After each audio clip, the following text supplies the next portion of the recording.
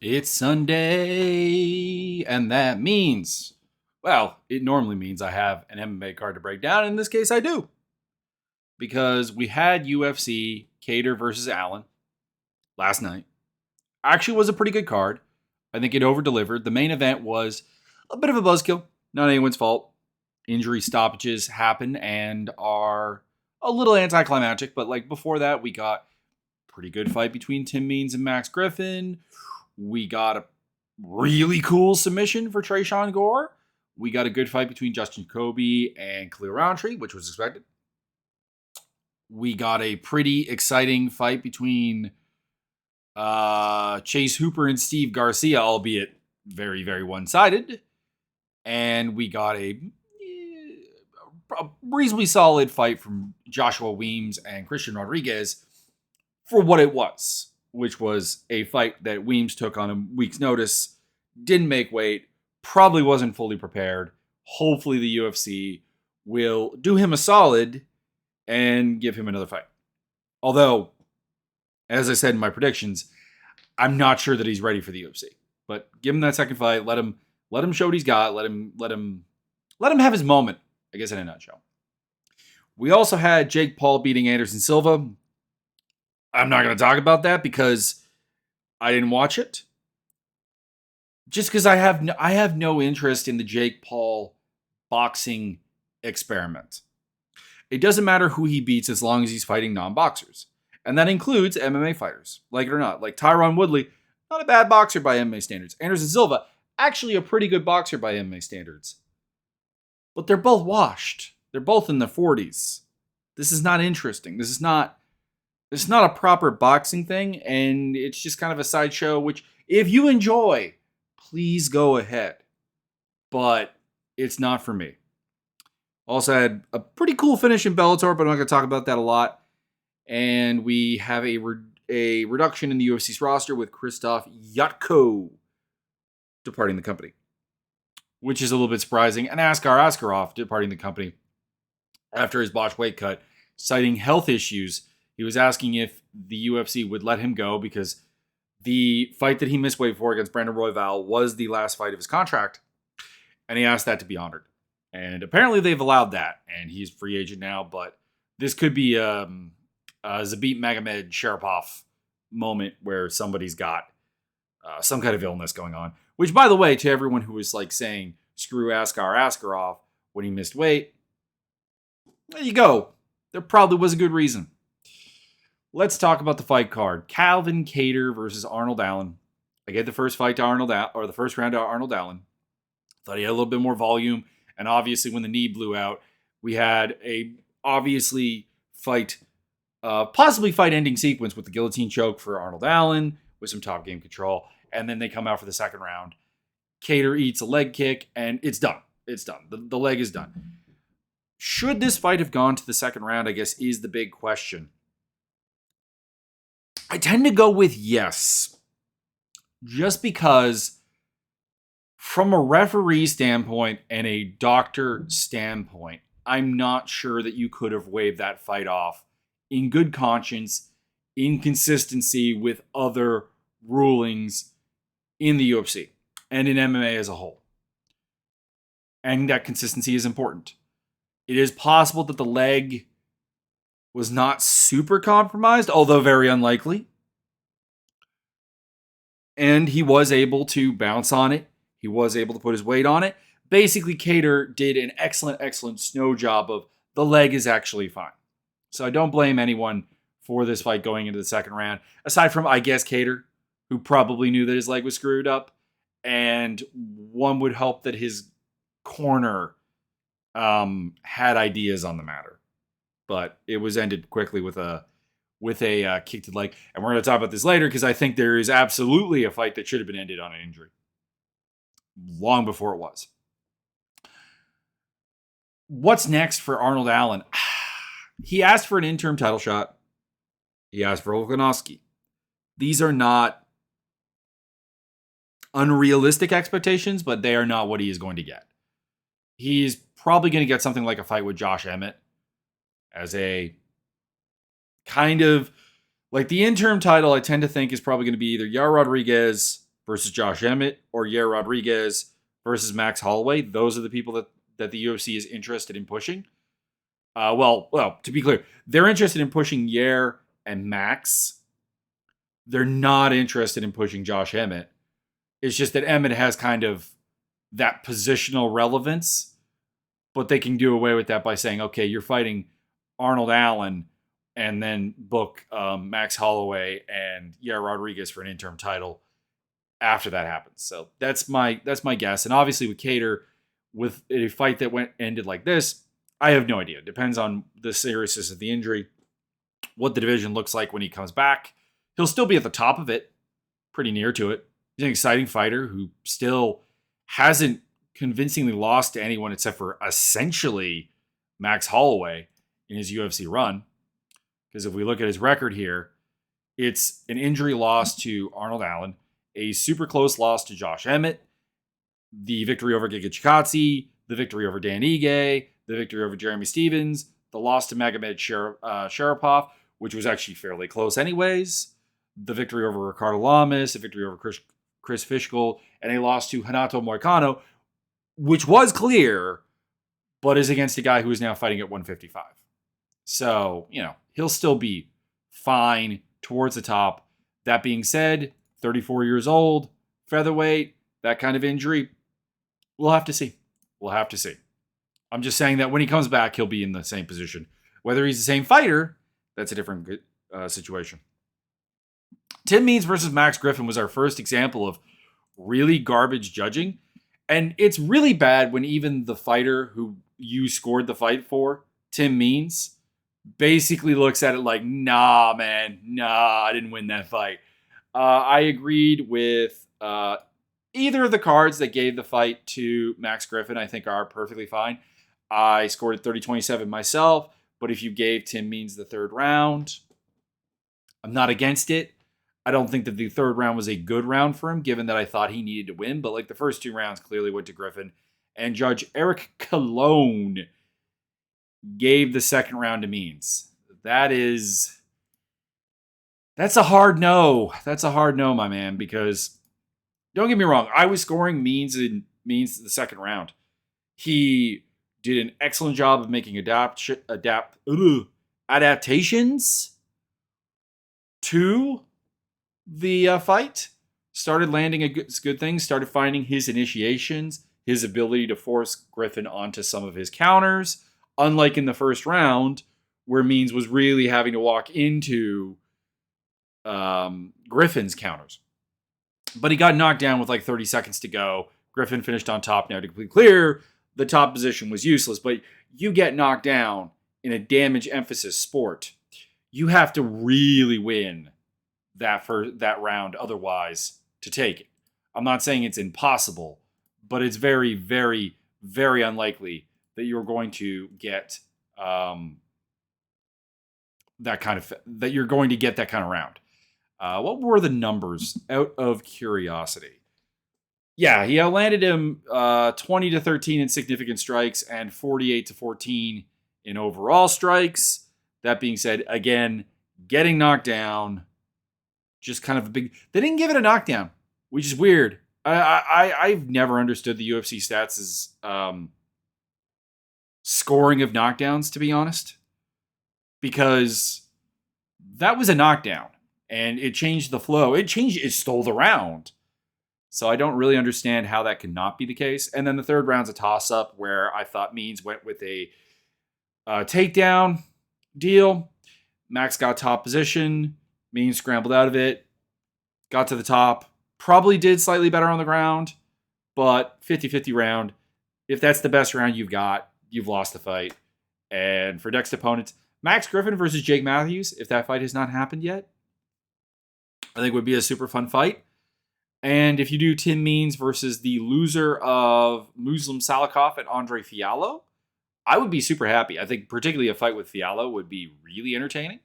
And Salikov would also be really entertaining. Those are the fights you should be using Tim Means in at this point. Just exciting, crowd-pleasing fights. Let it happen.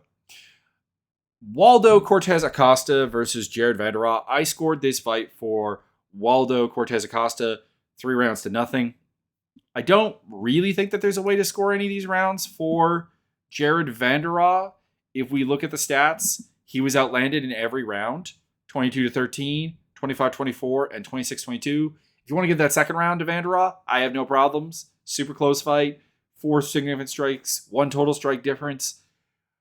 But the thing is that in addition to being out volume for the most part, and outlanded 73-56 in the fight, is that most of what Vanderraa was doing was just kind of leg kicks. And the thing is, if you're going to hit in the head versus the leg, and to be clear, I thought he did compromise Waldo Acosta's base, but Waldo Acosta kept coming forward, seemed to be able to move, even danced in the third round and did some showboating. So, like, any thought that he had horrendously damaged his leg has to kind of go out the window. And yeah, I don't understand what the judge was seeing that scored this for him. It was who was the judge that gave this fight to Vanderraa? I don't know. Okay, so maybe this was mislabeled as a split decision. I thought somebody said that they gave it to Vanderraa. Maybe I'm wrong on that. But no, okay, they all scored it. Vanderraa got the second round on 2 cards. I don't have a problem with that. Again, like, that was the closest round. That was, if there was a round that Vanderraa won, that was it. Jared Vanderraa gets cut off of this. He's lost 5 in a row, and he's an incredibly dumb fighter. It's frustrating to watch him fight because the pathway to victory here, and I picked him and I laid it out, was absolutely there. Whenever Vanderraa did actually force a clinch on Waldo Acosta, Cortez Acosta, sorry, I'm getting that name wrong, he had success. He bullied him to the cage. He landed some dirty boxing. He did his thing. That was in the second round. That was what kind of turned the round around. That was when he was able to get some damage in and get some work done. And he just never did it. He never did it. He never tried to fight Cortez Acosta in his worst element. And he did that with Olenek and Chase Sherman as well, because if you recall, he lost to Alexei Olenek while winning the fight because he went to the ground with him. Like, he pounced on a back control, which against anybody else would be a good idea, but this is Alexei Olenek we're talking about. Ended up getting submitted. And then with Chase Sherman, he more or less just had a boxing match with Sherman and lost. And that probably should have been my clue that I shouldn't have picked him here. But I thought that Waldo Cortez Acosta was a little too raw. I still do. I still don't think there's a ton to him. Like, I think his boxing is okay, but as the best and only really functional part of his game, I don't think it's very good. And like I said, I think that Vanderraa was chopping up those legs with the leg kicks. That's something that somebody else I think can utilize really, really well. I have him fighting the winner of the aforementioned Sherman versus Josh Parisian fight.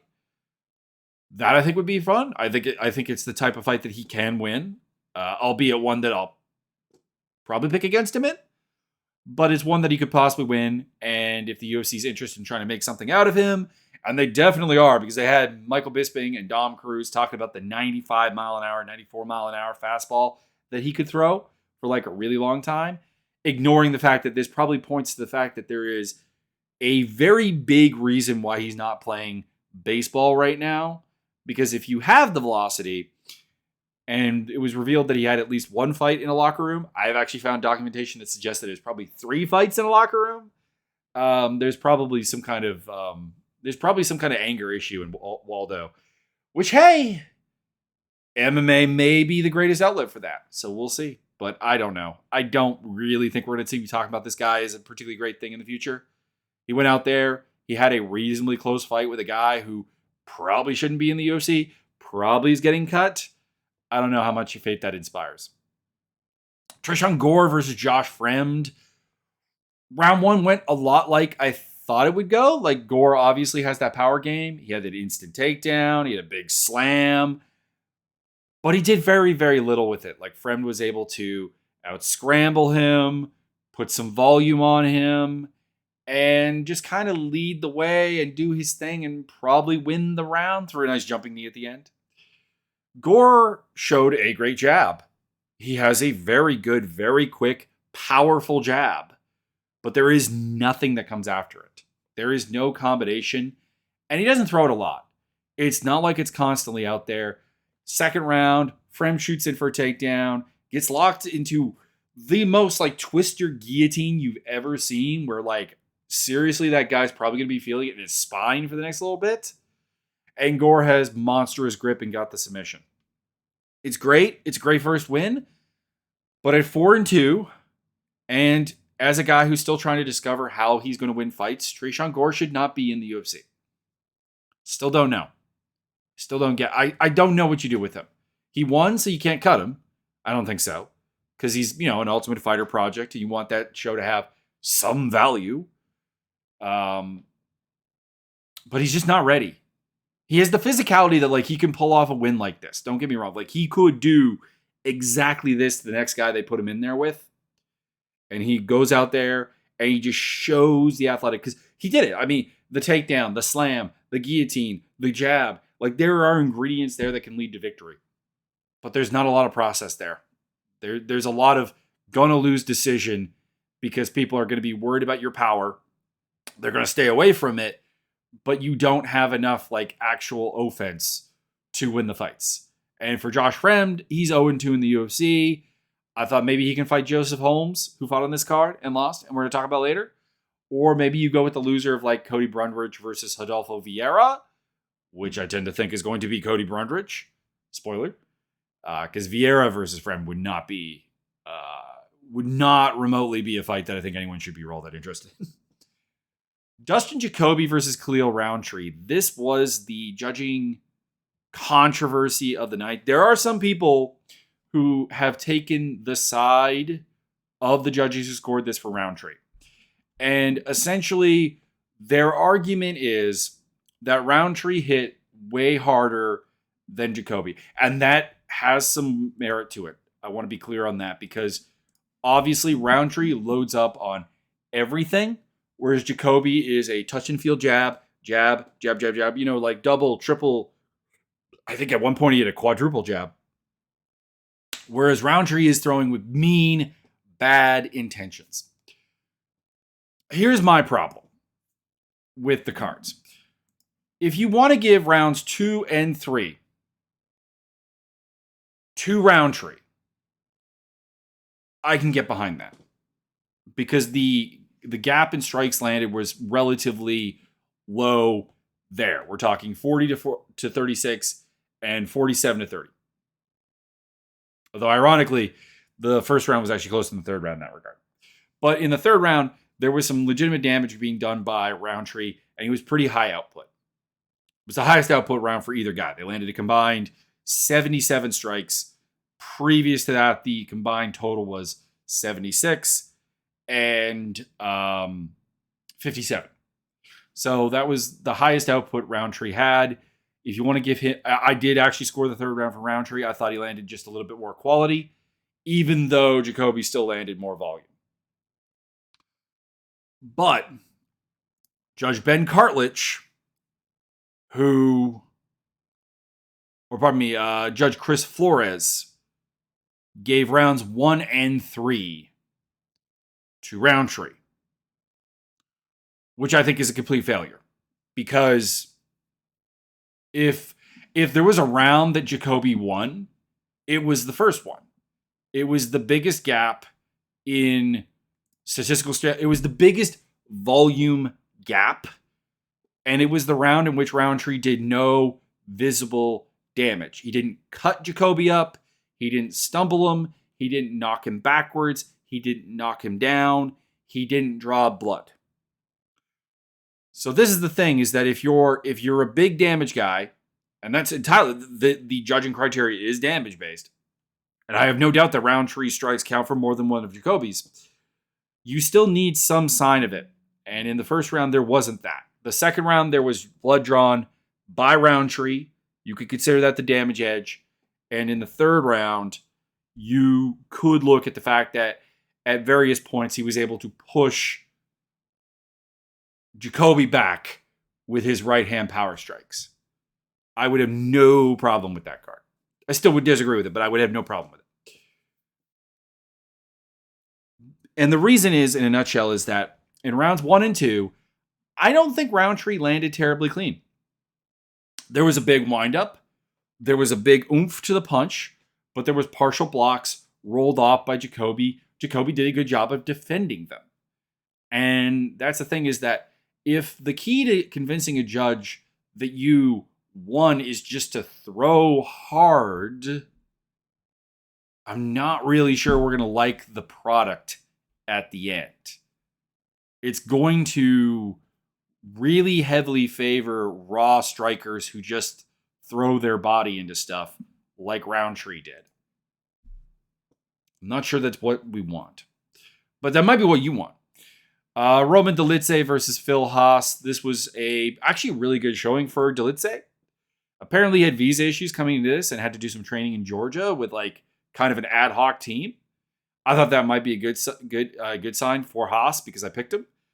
But he went out there and sure, Haas took him down, put him on his back, but he was active from his back with big elbows, working for an arm bar, then going into a leg lock. The leg lock clearly destroyed Haas's leg. Haas ended up getting back up. Dolidze actually had a good sportsman moment for a guy who seems like such a douchebag in that he didn't jump on it. He was like letting the referee kind of stop it. Referee did not stop it. And he goes out there and just basically, eventually finishes Haas up against the fence. My pet peeve of this fight, well, two pet peeves. One was that the referee didn't stop this. Because unlike with the Calvin Kattar fight, where we were kind of trying to figure out what the deal with the leg was, Haas clearly wrenched his leg in that leg lock. Screamed out in pain, which is supposed to be a submission on its own. And two, clearly could not stabilize himself. His base was gone. He was not able to stand properly. Calvin Kattar was able to snow in the referee, and I do not blame the referee. He got up, was moving around on the vault on the tops of his feet, bouncing around, doing a good job. Haas was clearly done. And the fact that his corner and the referee did not call for a stoppage of the fight is just continuing this terrible injury culture that is going to cost fighters in the long run that exists within MMA. And then on the commentary side of things, can we stop talking about Thiago Santos and his blown out knees against John Jones as a good thing, as a reason to let any of this continue? Because the commentary team is like, remember what Thiago Santos did with his blown out knees against John Jones. Yeah, he had arguably won a fight against John Jones because John Jones was super slow paced and stepping back and not really doing much and not bringing the fight to him. And Santos lost a year of his career off of that. His knees were destroyed further. They were taken into a point where he probably still isn't. Like, it changed his career, those injuries. So why is this a rallying cry? Why is this a hope for? Like, Santos didn't even win the fight. I know a lot of people thought he did. I'm not one of them. But can we stop that? Can we stop that? For next fights, I have Roman Dolidze versus Marvin Vettori because I actually kind of am intrigued by that. Like, Dolidze, I still don't know how far Dolidze goes. But he clearly is a physical beast. And he does have some interesting grappling talent. He has some interesting clinch talent. And he does have a fearlessness to him. And a willingness to, like, take in the booze and, like, be boring. So, put him in there with Vettori. Let's see what he can do. Is this guy a top 10 guy? Now, he needs to stop talking about being a 205er and a 185er because nobody does this. Like, I mean this, like, legitimately. The number of two-division successful fighters at the same time in UFC history is basically Anderson Silva and Daniel Cormier. Yes, there's Conor McGregor and his champ status. Didn't last very long. Never went back down to featherweight.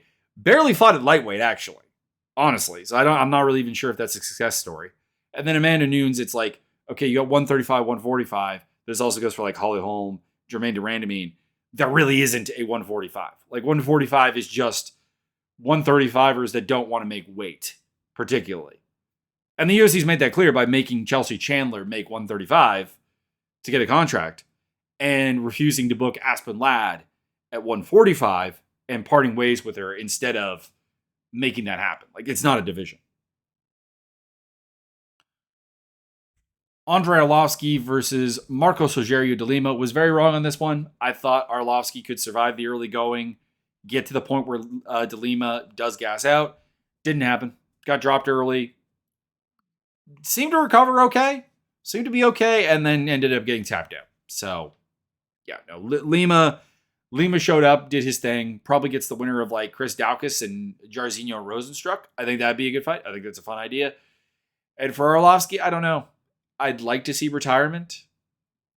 He's still game. Like he's not at the point where I feel bad about watching him fight. So like I'm not gonna be like demanding a retirement. Like there are fighters that like I don't want to see anymore. Just with Arlovsky, I don't know what's left to prove. I guess in a nutshell. Like I don't feel bad watching him fight, but I don't feel eager, excited, or feel like I'm going to learn anything about even his opponent really. So if you're going to book him, maybe do something with like a Parker Porter or something. But I would like to think that I would like to hope that he can retire. I guess that's what it comes down to. Joseph Holmes versus Jun Young Park. Surprisingly competitive first round, I'll be honest. Like when Holmes reversed him, got his own top control in there, got a rear naked choke threat, landed some good elbows. I thought he won the round. Like, which is way more than I thought it would. And then the second round was what I expected. Park gets him down, gets on his back, rear naked choke. Holmes manages to fight it off for a while, and indeed there is the rear naked choke.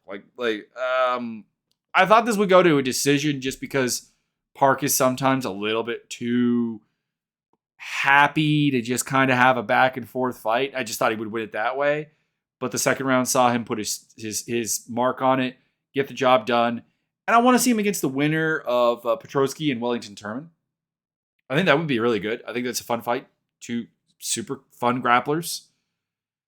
And for Joseph Holmes, he's 1-2, so he'll probably stick around. I guess you could put him up against AJ Dobson if Dobson is still around. And like I said, you could put him up against Josh Fremd. 1-2 versus 0-2. And keep in mind that the 1-2's win is over Alan Amidovsky. Let's be real. That's not a win worth anything. Let it happen, and I guess that could be a pretty fun fight. I just don't think Holmes has the level of athleticism required. Like he's not Tresean Gore, who I think is a UFC level competitor, who just needs to go find himself and figure out how to win fights, I guess. Whereas like with Holmes, I don't know. He's here. Let him have his fun. Let him get his paydays for now. And that's about it. Steve Garcia dropped Chase Hooper 4 times, and it was painful to watch. I don't really know if this means anything for Garcia because that's not really a power or a striking game that he's shown before. Sure, he's at featherweight now, and he does look huge, but I don't know. I think this says just more about Hooper's not having the greatest of game. Like there was that false down maybe with the Felipe Colaros fight. We might look back on that and say Hooper against anyone with just like a competent ability to keep any kind of range and keep him from clinching with them probably is just running up that hill. And for Garcia, I penciled in Josh Kulabau because I just think that would be a fun fight. And for Hooper, Derek Minner is fighting Nuran Beke coming up. And if Derek Minner loses that fight, please do Derek Minner versus Chase Hooper. It's the safest fight for Chase Hooper. It's Minner who has like kind of honestly like very much the same problems and just is going to want to grapple with them. Like that would be really fun. That would be supremely fun. Let that happen. Cody Durden versus Carlos Mota. This one went the distance. Durden did pretty well, actually, to be honest. He dropped Mota early, or like pseudo knocked him down. Pseudo took him down in the first round. There was an armbar attempt from Mota, but Mota showed no ability to get off of his back. It was kind of a weird one. I scored it for Durden. I thought that his late ground and pound was enough to justify him winning the round. But my concerns about him just not being that active on top really kind of remain. Second round, got the takedown again.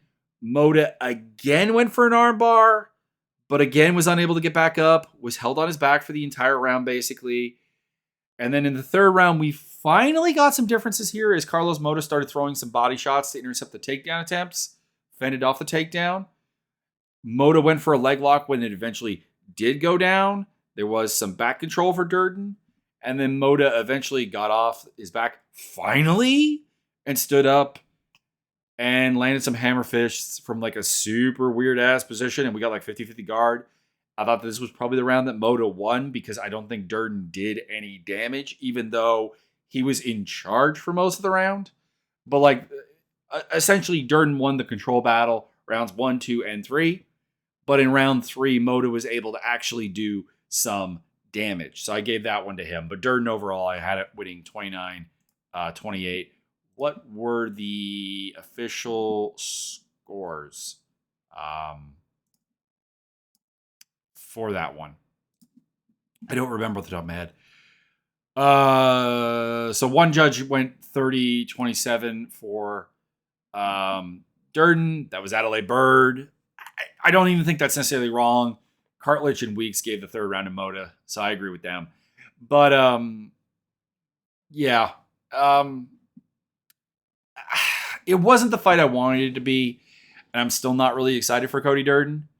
But I guess you could put him in there with Tetsuya Taira, because I mean, my big worry about Tetsuya Taira is what is he going to do against somebody who can wrestle and will be a little bit more physically imposing in the clinch and a little bit more pace oriented, and that is Durden. So like, sure, go with that.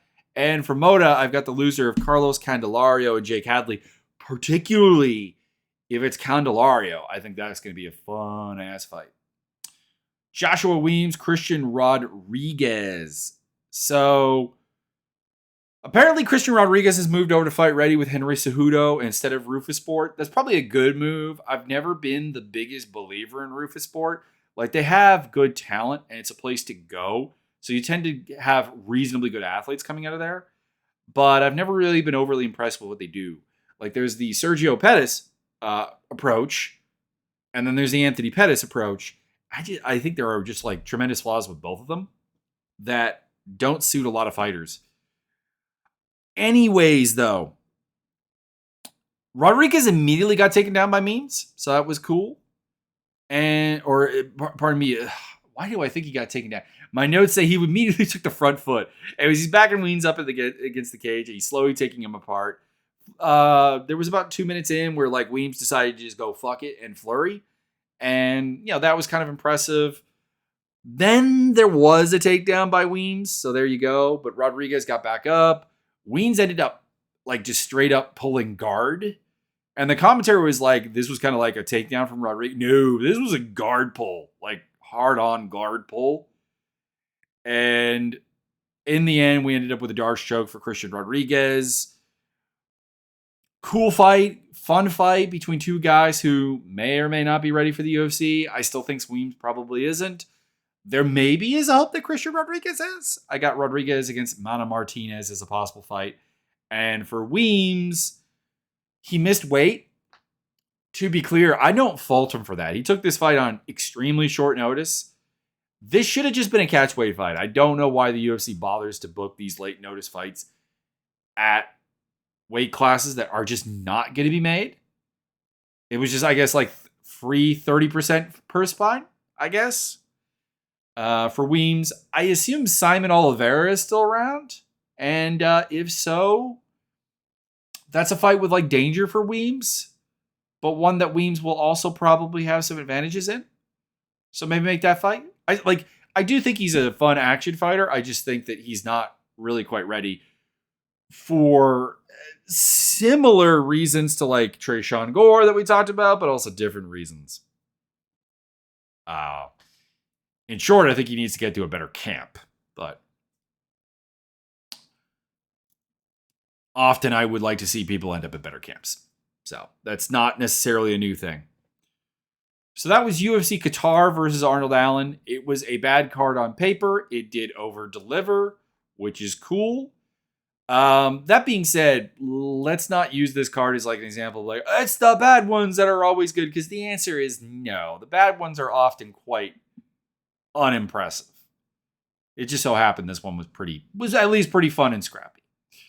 We got Marina Rodriguez versus Amanda Lemos fight night coming up on November the 5th. That's next up. Neil Magny's on that card against Daniel Rodriguez. Josh Parisian, Chase Sherman. It's not, I think I said Zach Sherman earlier. It's Chase Sherman. I don't know why I can't remember his name. Tadjir Ulanbekov versus Nate Maness. I'm looking forward to that. Grant Dawson and Mark Madsen. Not necessarily a crowd-pleasing fight, but like it's still interesting for both guys. Jelton Almeida is on the card. Derek Minner versus Nurembeke is on the card. Mario Bautista versus Benito Lopez. That's pretty fun. So, it's not a great card on paper. It was supposed to have Bryce Mitchell versus Mozar Evelev. That would have made this a lot better. But, it's for a fight night, it's solid. Like there are some, I think, ranked fighters on the card. Like I assume Neil Magny still has a ranking. I would assume Daniel Rodriguez does as well. Could be wrong. UFC rankings page. Scroll on down to welterweight here. Is Daniel Rodriguez ranked right now?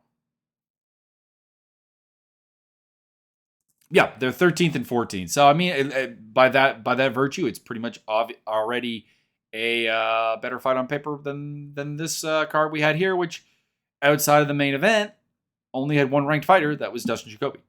So there you go. As per usual, below, side to side, or above, wherever it happens to be, there's going to be a link to a link tree and to some social media stuff, Discord, Twitter.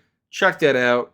Over on the Discord, we're doing slam ball simulated action as well as pro wrestling and MMA. It's fun. There's also a little fantasy league going on there. And you can chat about the fights, obviously, and whatever else you want to chat about because it's a cool group of people. Follow me on Twitter at MioDread. And that is about it, everybody. I hope you enjoyed. There's also a Twitch channel. Forgot that. MioDread on Twitch. There you go. Streaming every Tuesday and Thursday, Super Mega Baseball. So if you're into that kind of thing, check that out as well. I will talk to you guys in a couple of days, and I hope you enjoyed the fights. I hope the next one is going to be good, and I just hope things get better. We'll just go with that.